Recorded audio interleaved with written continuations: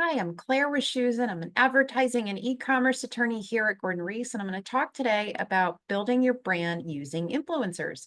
Influencers provide a really powerful way for brands to connect with consumers and communicate what makes their brand special and unique. Finding that right influencer, someone with credibility, someone who consumers can really relate to, can be very effective in taking your brand to the next level. So, what are some things that brands need to know about working with influencers? Well, first off, for good or bad, the FTC is extremely aggressive when it comes to endorsements and testimonials from influencers.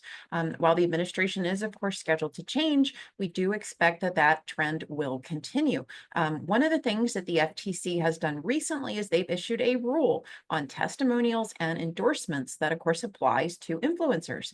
Previously, the FTC relied on endorsement guidelines. Now they have a rule, and that's significant because it means that the FTC can get civil penalties of up to $51,000 and change for violations. So it's more important than ever that smart brands, smart advertisers know the rules in working with influencers. Well, what's the first thing to know?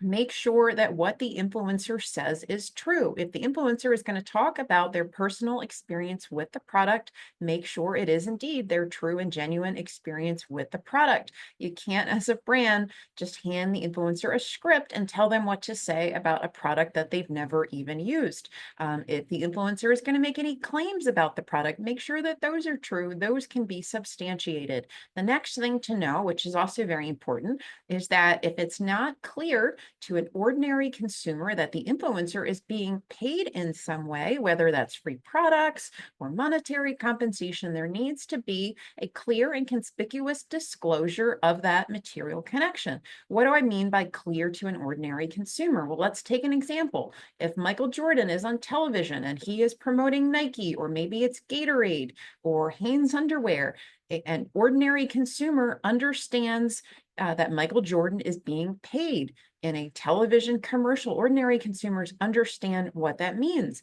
When it comes to influencers and social media, things can be less clear. So if you have an influencer out there and they're talking about this amazing detoxification tea, how they feel so much more energized and they look so much better in their bikini, it may not be clear to an ordinary consumer that that is a paid post. That is advertising. And so there needs to be a disclosure of that material connection on a post. Hashtag ad, hashtag sponsored. If it's video content, the disclosure should be in the video itself, preferably at the outset. And this can be an upbeat, enthusiastic thing. I'm so excited to be here today to promote this product. I not only work with this company, I love this company, I love this product. So that kind of upbeat delivery provides a disclosure of the material connection.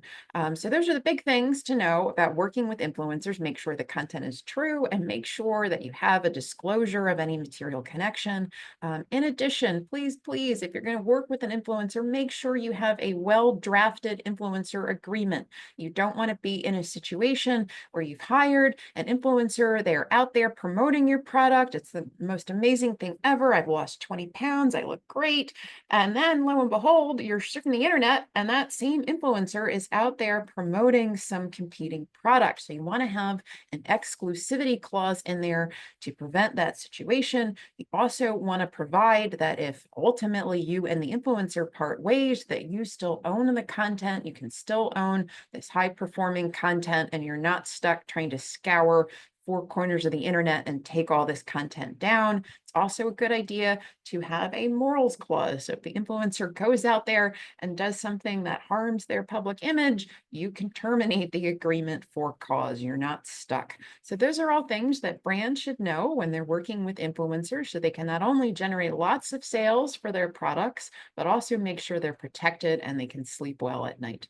Thanks so much for listening.